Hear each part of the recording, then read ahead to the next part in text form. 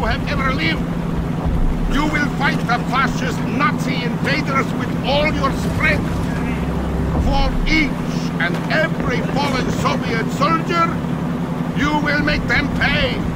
Hello everyone, and today we are taking a look at the original Call of Duty. Yes, the game that started it all. It would go on to create the biggest gaming franchise in the world today. So let's take a look at where it all started. It was developed by Infinity Ward and published by Activision. It was released in 2003 exclusively for the PC. So Infinity Ward was a new studio at the time. It was made up of ex-2015 Inc. developers who had previously worked on Medal of Honor, Allied Assault. Call of Duty was a follow-up to Allied Assault. Essentially, it wasn't a direct sequel, but you could see the lineage from Allied Assault to Call of Duty, which is why we covered it first. The noticeable differences were the emphasis on squad play in Call of Duty and a lot larger scale battles. Medal of Honor only really had one large scale battle in it. That was the D-Day landings mission, whereas Call of Duty had quite a few and was built around the idea of kind of larger scale battles. The squad play was enhanced by a new AI system, which was dubbed Conduit. Okay, it allowed the AI to use battle tactics like moving from cover to cover, flanking and suppressing enemies. Unlike other games at the time, this was done dynamically by the AI instead of just being scripted. So it made no two playthroughs play out the exact same way because the AI would react differently. Both enemy AI and the friendly AI as well, your squad AI. Oftentimes they kind of just got in the way, but it was different at the time. It was interesting to see no two battles play out in the exact same way.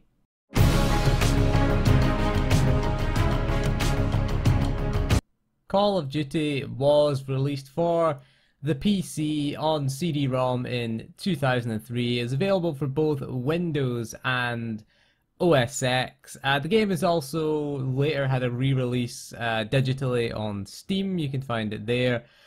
2009, it was ported to Xbox 360 and PlayStation 3. It came as part of Modern Warfare 2 Special Hardened or Prestige editions. If you picked them up, you got a code for it. It was a download code. It was later released on Xbox Live Arcade and PSN. It was dubbed Call of Duty Classic. It featured HD resolution and full multiplayer support was added to it as well. This port is not the best as the game was designed with mouse and keyboard in mind. It doesn't really play well with a controller. Ends up being too hard really because it is designed around the sort of twitch reflexes that you can have with the mouse and keyboard, and there was no real auto aim added to it like the aim assist that you get with the controller on Call of Duty games. So it was kind of difficult because you had to aim yourself basically, which was fine with the mouse and keyboard but didn't work well. And the enemies would kill you in seconds. They could just shred you to pieces in a few seconds even on the normal difficulty. So in the end, the PC version is the one to go for. So the PC version, getting it to run on a modern operating system is fairly easy. I just hit run and it ran. I had the Steam version, just ran. Still a few issues with the game. Similar to Allied Assault, getting it to run at 1080p is fairly easy to do. You add the custom resolution to the CFG file. It is the exact same code. I mean, they did use the same game engine. They used the Quake 3 engine, although Call of Duty did use an enhanced version of the Quake 3 engine. They used the Quake 3 Arena version of the Quake 3 engine.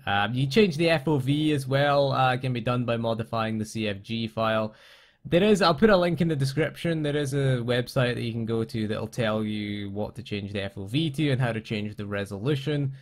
The FOV can only be changed in single player. It's locked for multiplayer because obviously it's a way to cheat. The biggest issue, however, with the game is the brightness.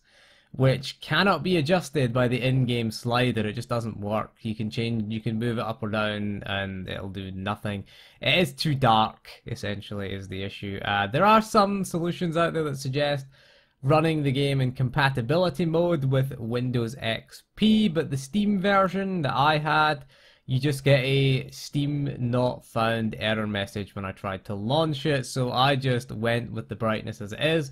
I have adjusted the brightness in the edit though, so it should appear fine. If it appears too bright, that's in certain areas, that's why, because I've just had to adjust the brightness sort of in post-production. But other than that, it did make some levels pretty hard, more difficult, as in the boat level, which is set at night, where you board a German destroyer and you have to, you're sort of in there in the dark. Very difficult to see enemies. That was tough. I died a few times on that mission. But other than that, it ran fine. You can put your own custom resolution in, so you can have 4K if you want. I just went with 1080p. But yeah, you shouldn't really have many issues running it. It is a pretty old game.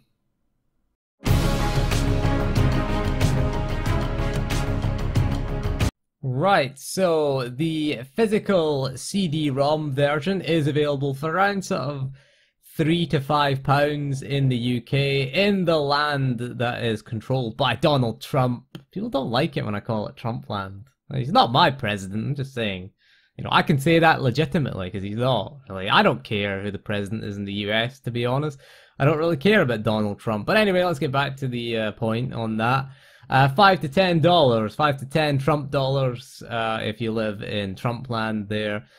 For the Steam version, it is £7.49 in the Steam sale currently, which is on right now. If you're watching this after the sale, it is going to cost you $14.99 is its regular price. In US dollars, it is $9.99 in the sale, and $19.99 is its regular price. It does go on sale regularly, so I would, just wait for a sale, essentially. It usually goes down half price.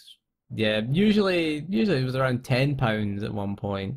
But it is still quite an expensive game to buy digitally. If you want Call of Duty Classic, Xbox Live will cost you $15.99, that's UK pounds, and $19.99 US dollars. PlayStation Network, it's only $11.99 in the UK, but still $19.99 in the US. I would recommend getting the Steam version. Isn't a bad bet when it's on offer. The physical version is fairly cheap and it's fairly easy to run. You can get patches out there. You patch it to the latest version and it should be okay. I have ran the physical version before. I ran it on Windows 7 was the latest Windows I'd ran it on. I don't have a CD-ROM drive or DVD-ROM drive now, so therefore difficult for me to test out physical versions, but I do still own the physical version. But the Steam version worked fine, so if you can put up with that, then the Steam version is fine. If you're going for the console version, just bear in mind that it is slightly inferior, and bear in mind that the Xbox Live version is only Xbox 360 compatible and the PSN version is only PlayStation 3 compatible. As of the recording of this video, there is no Xbox One port of Call of Duty Classic. There's no backwards compatibility version, and the same for the PlayStation 4. There's no PlayStation 4 version, so you need a PS3 or an Xbox 360 to play Call of Duty Classic if you're going to play it there. But if you're going to play it on a PC, you can run it. Windows 10, it runs fine, to be honest with you. It's fine there. The CD-ROM version, I don't know how well it runs. Apparently it will run on Windows 10. I've read some things that, again, you can adjust the brightness apparently with the CD-ROM version, so maybe that might be one to go for in the end.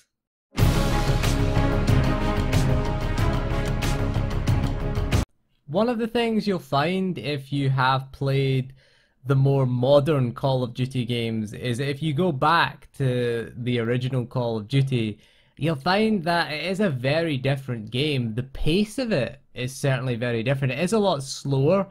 It is a lot more methodical, is what I would say. And I actually prefer this style, personally.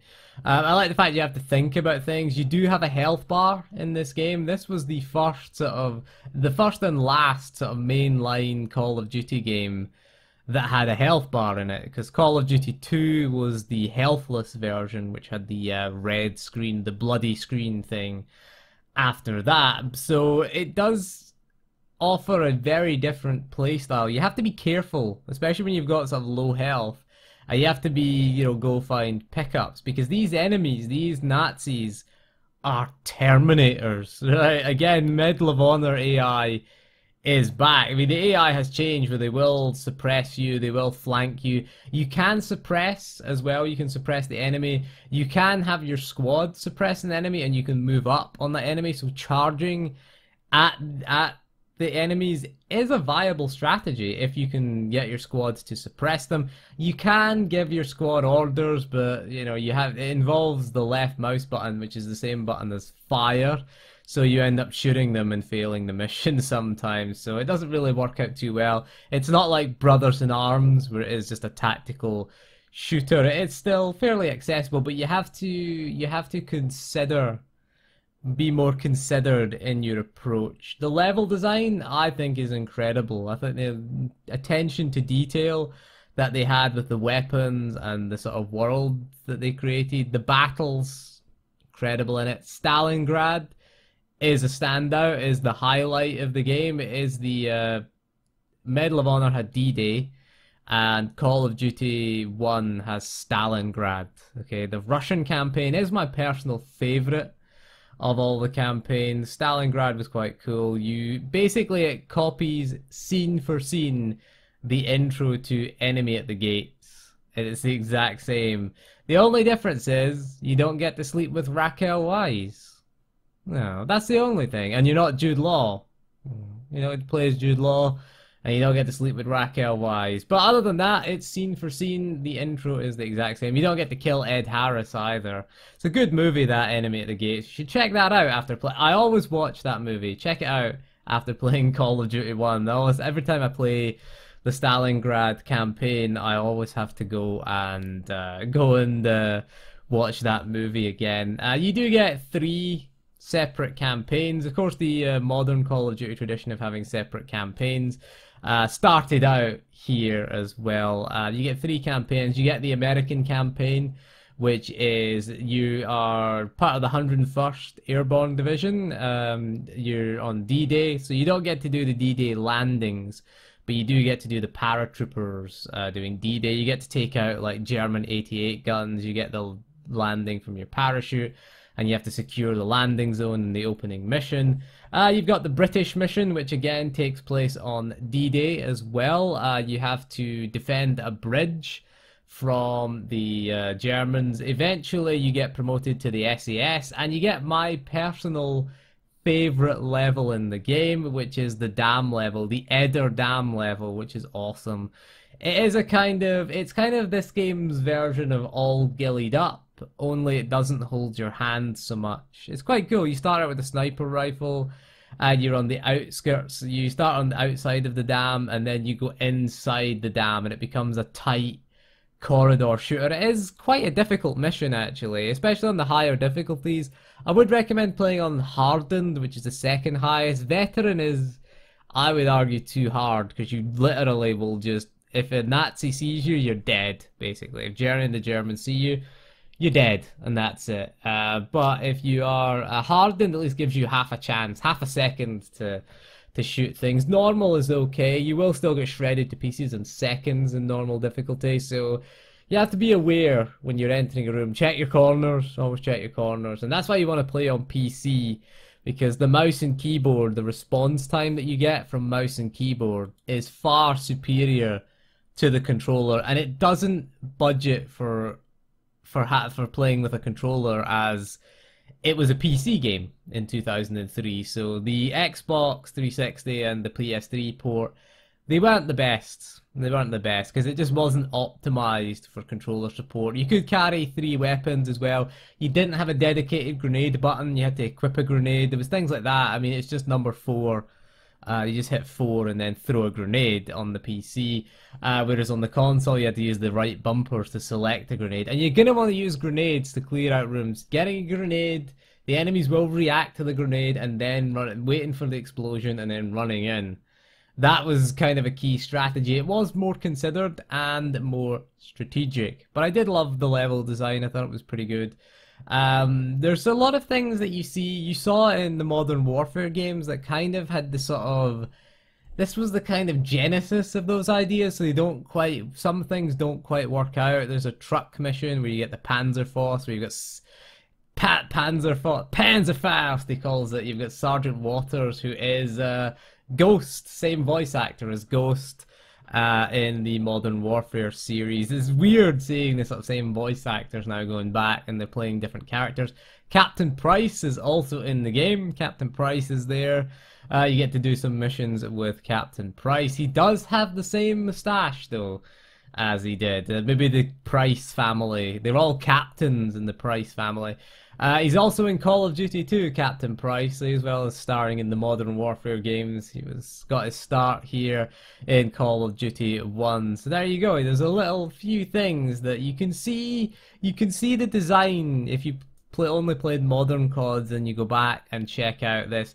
You'll see where some of these ideas got started. I mean, I love the scale of the battles. You've got D-Day where you start the game and you take out a sort of German sort of mounted gun position, and then you signal in the rest of the paratroopers and you see them all coming in, and it's pretty cool. It's a pretty cool sight visually. I think visually the game, it looked good at the time, but I think technically it has kind of, you know, it has shown its age. It was 2003.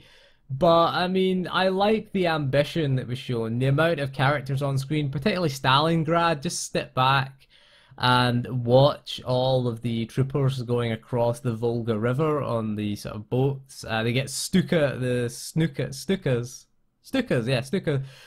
dive bombers coming in, and you've got the Russian dude with the microphone, the motivational officer, I think they were called, or something like that, telling you about the glorious motherland. It's awesome. It is an awesome mission. It's an awesome spectacle. It has aged slightly, but I'm still impressed by it. I was impressed by it at the time, and I'm still impressed by it now. I think it's an amazing scale. Set the tone really for the entire series. If you think of all the major sort of moments and battles that have been depicted in the Call of Duty series, Stalingrad, D-Day and Medal of Honor, Stalingrad and Call of Duty 1 is where these things all started from, and they definitely is worth checking out today, I think, certainly. But it is a very different game. Just be aware of it. It's more considered.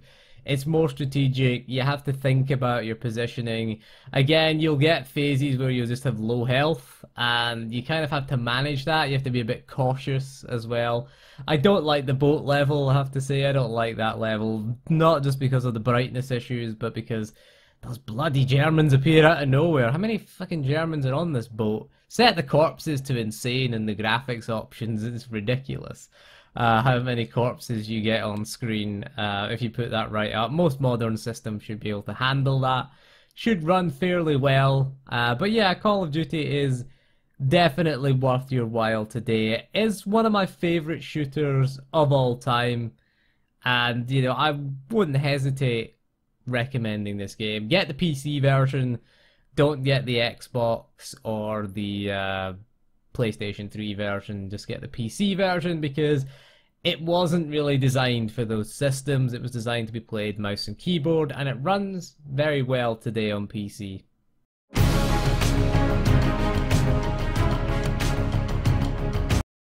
So, the original Call of Duty is one of my favorite shooters of all time, and looking back on it, you can see where the series got its start. And it was a popular game at the release. It did sell, I think it was sold over 4.5 million copies within its first year. It did win quite a few Game of the Year awards in 2003, and it beat out the likes of The Legend of Zelda, Wind Waker, and Knights of the Old Republic as well. They released in the same year. So 2003, not a bad year. It was voted, certainly I think it was the best shooter of the year. Beat Doom 3 to that title, although Doom 3 was kind of disappointing.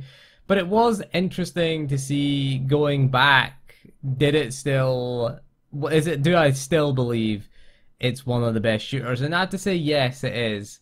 It is worth checking out if you are interested in the sort of more modern. If you've only played the more modern Call of Duties, the Modern Warfares, the what is it, Space Warfare that we're in now, Infinite Warfare. We're going back to World War II this year, so if you want to check it out, where it all began, I mean, hopefully COD World War II, hopefully the developers go back and look at the sort of attention to detail, the battles, the authenticity of some of the battles that they show, and the historical accuracy that they showed with a few of those battles. The weapon modeling is spot on. You've got to say that. So hopefully with COD World War II, they go back, look at what made Call of Duty great in the past, and, you know, continue to bring that sort of design philosophy to a modern audience. Of course, Infinity Ward are still around, but they're no longer the same Infinity Ward, as most of the sort of founding members have gone or been dismissed, or had, you know, they had the whole lawsuits with Jason West and Vince Zampella, which is a shame. Of course, they now head up Respawn Entertainment, which make the Titanfall games. They're making a Star Wars game, unannounced, didn't get announced at E3. They're disappointed that didn't get announced, really, but interesting to see, you know, where the franchise has gone and where the franchise started. I still think that the first game is one of my favorites in the series. I love that. Call of Duty 2, I think, overall is my favorite, and is what we're going to take a look at next.